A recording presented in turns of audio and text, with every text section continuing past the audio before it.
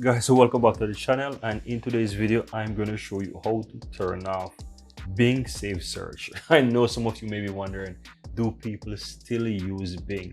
And surprise, the answer is yes. There are some people out there who are still using Bing. But anyways, let's jump into it.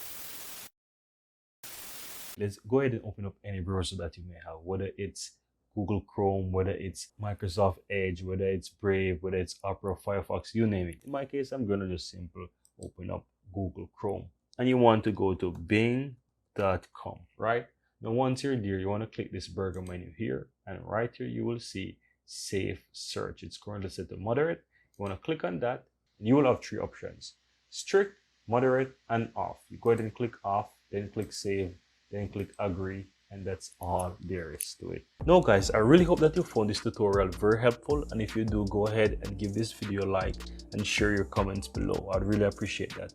And if you're seeing the channel for the first time, welcome to Drew Tutorial. I'm Anjo, and I really appreciate if you hit the subscribe button below to help grow this community, and also so that you'll never miss out when I release another helpful tutorial just like this one. Thank you very much, and see you next time.